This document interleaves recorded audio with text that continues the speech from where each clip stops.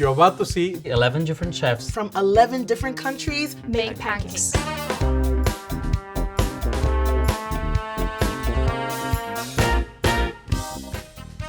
Today we're making Japanese soufflé pancake, hotcakes in Japanese. It is a little fluffier and taller. We are making the classic batter, but then we will be baking it in the oven instead of steaming it, and it will create a little crispier edge. Flour, some sugar, baking powder, and baking soda. So we're using 2 leavening agents. Next, we're gonna combine the wet ingredients. So we have whole milk, we have an egg. We're just gonna mix this to combine. Combine the dry and wet mixture here. And we don't wanna stir too much. We don't wanna overwork the batter. So we're gonna take some lemon juice. The lemon juice helps to activate the baking soda. And you're gonna start to see some bubbling. So next we're gonna make the meringue. Take 2 egg whites, make them into stiff peaks. So it's really loud, but you wanna keep doing this till you form stiff peaks to make the meringue. Okay, that was like a construction zone. I'm gonna add the meringue. Careful not to deflate this meringue, so you wanna fold it in pretty gently. These pancakes get really fluffy when you chill the batter for a bit, so we're gonna put this in the fridge for a couple of hours. I'm heating up a cast iron pan. You wanna put a healthy amount. Vegetable oil, any neutral oil will be okay. It really helps to get the edges of the pancakes crispy. This will make 2 stacks, so we're gonna make the first stack now. This goes straight into the oven at 400 degrees. Bake that for 6 minutes, and then we will flip it once and bake it for another 5 minutes. So now the pancakes are cooked, and we are going to put the toppings on. We have a caramel sauce. I'm gonna add some of these bananas here as well. And then I like to make this a little over the top with a scoop of red bean azuki ice cream on top.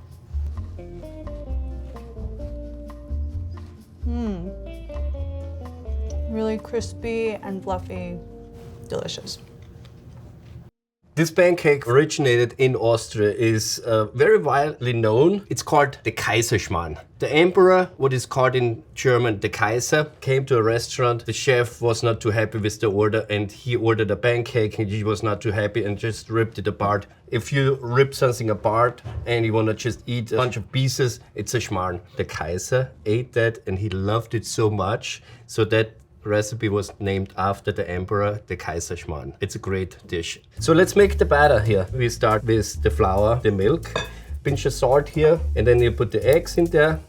We separated the eggs from the egg white, the yolks. So the main batter is made here. Instead of using baking powder, we just use a beaten egg white. It makes it really nice and fluffy. Nice and stiff, that's how we like it here. And then you fold it in, but you want to keep it as light as fluffy as possible. There we have the batter. We have the pan now. A non-stick is really crucial. We have here clarified butter. If you don't have clarified butter at home, regular butter will do as well. You don't have to do it too hot. It will go in the oven anywhere. We're gonna put this all in here. Here I have some raisin. I soak them in rum. I just put them in here. And let's put it in the oven. Oh yeah, it looks ready. The way how it's really done, you go check first. It's cooked, yep, it's cooked. Don't really worry about ripping it, because that's the fun part. It should be ripped, look at that. My mother always cut it in 4 pieces. It was easier to flip it over like this. We give it a little bit heat, so the bottom side can also grab a little bit harder. Just break that thing up in the pan. It's ready to eat now. And here I have the rum I used to soak the raisins in, and with a little bit sugar here. There was nothing in the batter what was sweet. So we do need somewhere as a dessert some sweetness to it. A little bit caramelized sugar. Now we're gonna do a fun part. Here's the rum. Never put the rum in here over open fire. Always go away a little bit. And then we have it here. And if you wanna make fun, yeah, there it is. Put this back in here. One quick toss. That's it. That's all we need. So we put definitely powdered sugar on there, and there it is. Nice, fluffy. It goes all good together. We Mexicans love corn, so I'm making corn hotcakes, pancakes, with pomegranates, piloncillo, brown butter, cajeta, and ricotta cheese. I'm gonna be making everything in the blender. So we make everything here, blend it together, and then cook the pancakes as we need it. I want my pancakes to be sweet, and also I want the flavor of the corn. I'm gonna add some buttermilk, and we're going to puree this, because I want the corn to disappear. My butter is gonna be more on the fluffy, soft, sweet side. So now I'm gonna add 2 eggs, baking soda, baking powder, salt, a little bit of extract of vanilla. I'm gonna add some piloncillo. Piloncillo basically is raw sugar with a caramel taste, and it's delicious. All-purpose flour. Now I'm just gonna start slow. I like to make things easier, and this way it's faster. You don't have to use so many utensils. And then I'm gonna do a little bit of brown butter. It's gonna add that butter flavor that everybody loves. Our pancake batter is ready, medium heat. I'm gonna do like around 6 to 8 pancakes. And this is the beautiful part about doing these in the blender, because there is not a lot of mess. So I'm gonna do 6 of these. I'm gonna do a little bit of pomegranate. Pomegranates are very common in Mexico. We use that a lot in chiles en nogada. Every single bite, I want you to have an explosion in your mouth. Be like, whoa, where is this came from? That was the pomegranate. And I'm gonna do a little bit of corn, because I want the sweetness and flavor of a corn. 1, 2, 3, go. If you see one thing like right here, it's a lot of bubbles here and not here, that's telling you turn me around. Okay, let's see this one. Oh my God. It's like a gift. It's full of surprises. Okay, 2, 3, 4. My pancakes are done. Now we're gonna garnish. I'm gonna do a little bit of ricotta with lemon zest and piloncillo. Creamy, sweet, with a little bit of acidity. Cajeta, goat's milk caramel. This is our Mexican syrup. And pomegranates. Everything in one plate. Nice and fluffy. Holy moly, guacamole.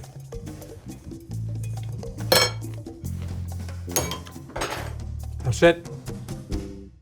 Today I'll be making home-style buttermilk pancakes. I like it simple. I'm gonna do a version that's an ode to the classic American pancake, perfect for your diner plate. We'll start off by making the batter. You don't wanna mix your batter until you're ready to cook, because the leavening agents rise and you wanna catch that perfect moment where you're gonna get the fluffiest pancakes. So to start, buttermilk, whole milk, 3 farm eggs with those beautiful yellow yolks, melted butter, and some vanilla extract. And you just wanna mix so everything's nice and combined and homogeneous. Next, we'll move on to our dry ingredient. All-purpose flour, granulated sugar, baking powder, which helps it rise, baking soda, which helps flatten. Last ingredient, salt. Next, you're gonna mix just until combined. You wanna make sure that you're not over mixing, which will give you a tough and hard pancake.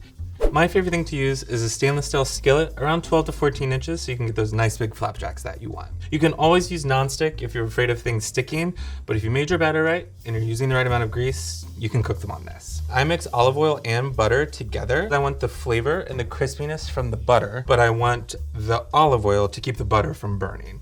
Kind of matches each other up. Between medium to low heat. Thing with pancakes, you never want to keep it at the same temperature. You always want to play when it gets too hot, turn it down if you feel like it's getting too cold. You know your pancakes are cooking nice and good when you see some bubbles rising through to the top. Once you see you've started to cook a little bit around the outsides and you're just set in the middle, it's time to flip.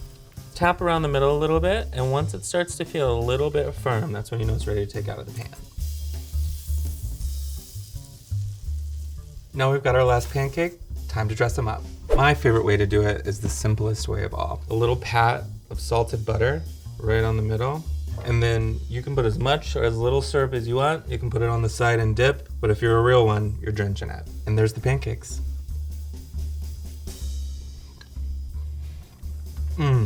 Yum. Salty, crispy, buttery, exactly what you want for a pancake.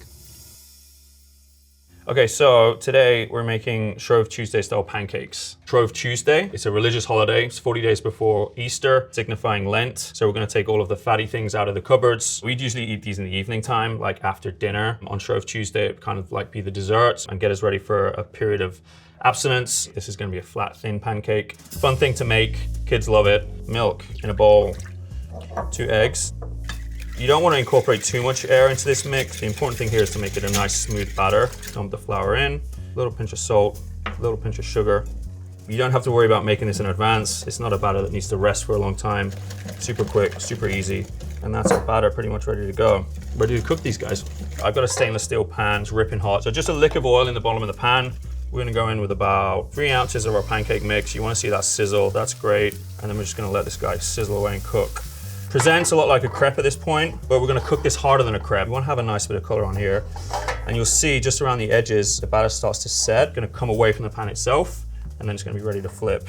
This freely moves in the pan here, and that's exactly what you're looking for. Gotta get this right, or my mom will kill me. There we go. And that's exactly what we're looking for. A nice bit of color, fully cooked. I'm gonna put a little bit of butter in the bottom of the pan here, which is gonna help with the color on the other side. You wanna finish this in the center with a touch of orange, a little bit of sugar, and then you quarter it in the pan. And that's our pancake. I'm just gonna finish with a touch of butter, just a little bit more sugar. It's actually been years since I made one of these, so I'm excited to try it. It tastes like childhood. Yeah, that's great. My mom would be proud. So we are making barlil. Barlil is the Algerian pancake. In France, we actually call it the crêpe 1000 whole. Due to the fermentation, mostly served for breakfast and mostly served for afternoon tea. So I'm going to start with adding some semolina that I'm going to put into the blender. Regular flour, 00 flour is totally fine. Salt, just for the fermentation. And the water has to be a little warm to help the fermentation to go a little bit faster. Baking powder. Usually I always wait like 5 to 10 minutes to add the second baking powder, levure, because it will help the fermentation to be really bubbly. You want to blend it 30 to 40 seconds so it mixed in with the rest of the dough. Sit it in a warm area, at least 30 minutes. You're gonna see the texture of the dough is bubbly.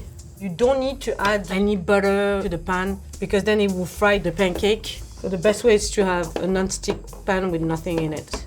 Cook for at least until the bottom is a little golden. And you only have to cook one side of it. So I'm gonna take that one away. I'm gonna make another one. I just wanna really show you like the texture of the crepe and how you can see the 1000 hole. We usually top it with some butter. Wow, this is so good. Adding some beautiful orange blossom honey. And I like to top that with some fresh mint. And I like to spray the date, the honey and the butter. It's like everything goes into each hole and that's add the whole flavor into the pancake. So when you eat it, roll it like a tortillas and you get all the flavor of the butter, the mint and the date. Trop bon. Non, c'est trop bon. I didn't grow up eating like the American pancake that you guys have it here, but I grew up eating tapioca. Tapioca is made from cassava. It's basically hydrated cassava starch. Here I'm gonna teach you guys how to make those like tapioca crepes that I grew up eating it for breakfast. Once I put the tapioca here, they stick together like magic and become this little crepe. So you don't need water, you don't need egg, you don't need like anything. My pan is warmed up. I'm gonna put like my tapioca here. I want it even. I don't want it to get like thicker in one side, thinner in the other one. And then if it's too thin, you just add a little bit more. See how it sort of like to stick together? It's a very thin layer. If you do like a very thick tapioca, it gets too chewy. Thin as a paper. And then I can add like my dulce de leche. Dulce de leche is our version of caramel, but please don't call it caramel. It's not caramel. Make with milk and sugar. Use it for cakes, for crepes. And I'm gonna put my bananas, and then I'm just gonna close the crepe. It's so simple, it's like magic. Are you guys ready for some crispy, messy Brazilian pancake? Ooh, look at this, sexy. And it's like crispy too.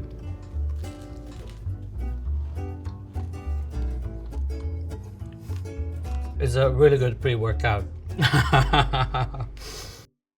So what we are making today, we call khanom krok, a Thai-style pancake. It's so simple and so easy to make. Khanom krok is something that you can find at any fresh market in the morning. It's small and it's sweet and it's delicious. Ingredients for khanom krok is so basic. Rice flour, coconut sugar, salt. Coconut sugar has less sweetness, but then it has the creaminess and aroma. So we add the sugar for the sweetness, water. In the end, it's coconut milk. Now we're trying to make all the coconut sugar melt into the batter. Jasmine rice will make the texture firmer. The second one will be the sauce on the top. I'll add coconut milk into the saucepan, rice flour, because we need the second layer to be a little thicker. You want to use the medium heat. Then we're gonna add some coconut sugar, a little bit of regular sugar. We're getting the consistency that we need. It's a little thicker for the second layer of this pancake. This is the pan that we're going to use for khanom krok. Now we're gonna spray them with cooking spray. We're going to use a medium heat first. Now we're gonna put the first layer, just not too full because you need the space for the second layer too. It's a little bit shallow. The way we use the batter, if it's too deep, it will be really hard to make the texture cook perfectly. Now we're gonna cover it. I can't really say how long it would take. This is something about Thai cooking that we don't really have specific timing. Everything has to be relation between you and your food. It's a little firm around the edge and still a little bit liquidy in the middle.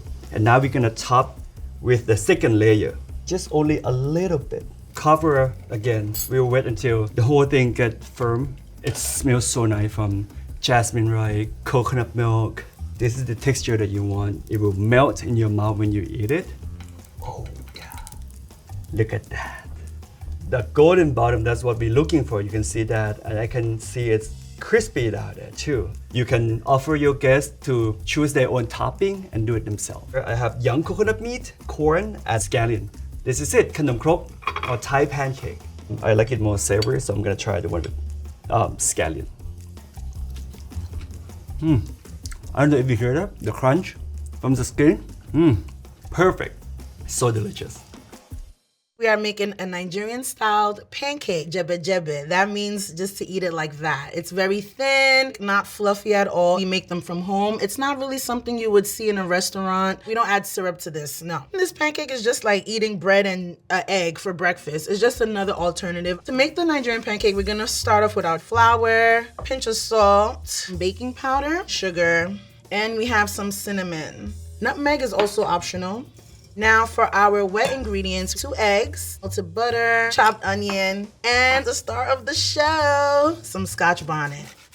Can't really ask an African person how spicy something is because you understand? So if you're like a mild person, probably don't attempt this at all. If you like to try different things or open to spice levels, feel free. Add evaporated milk and just a little bit of water here. Evaporated milk is what's mostly available to us back home. Unless you live on the farm, it's very expensive offshore. Normally, my fellow Nigerians add a little razzle dazzle and put some Titus fish or mackerel fish and stir that up, and that's their lunch. But we're gonna keep it very simple. Our batter is ready, and we are ready to fry these pancakes. We have our non-stick pan right here, and we have some vegetable oil. The way that we prepare the pancake is very similar to an omelet. It needs to be very thin, crispy edges, thin on the inside. You can just fry it on both sides for about 1.5 minutes. And once it starts to get brown on the outside, you flip that bad boy. The little lumpy parts are actually the grated onion. I just want you guys to take a good look at this. How thin it is, light. Wow, look at that. Very simple. Perfect, perfect, perfect. Doesn't need any syrup or none of that.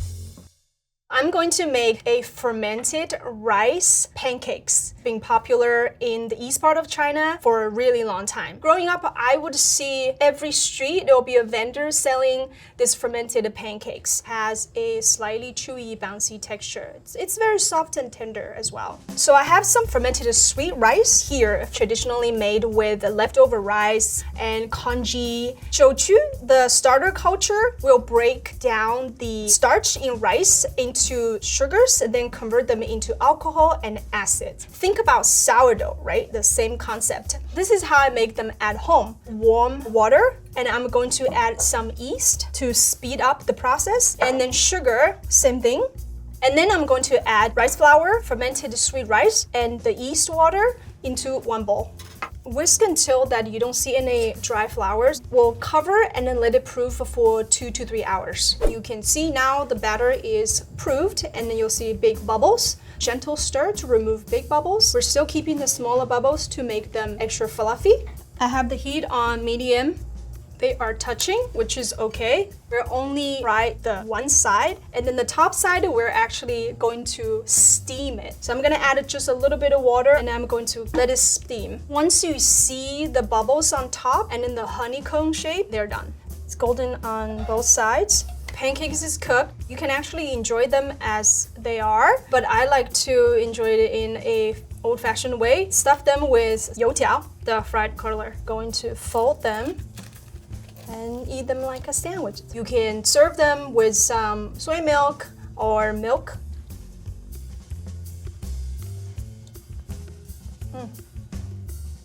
So good. It's very comforting. I'm making a Colombian arepa de choclo. Arepa de choclo are made with fresh corn. It's kind of the treat that you get when you are traveling. You will find these beautiful like roadside restaurants, and they make arepa de choclo with cheese there as a treat in the way to get into your other destination. We're gonna start making our masa, our butter. So we're gonna start with the corn, add our egg, sugar, and then some salt, corn flour to bind better, and then some butter because butter is taste. I think that we can add a little bit of milk.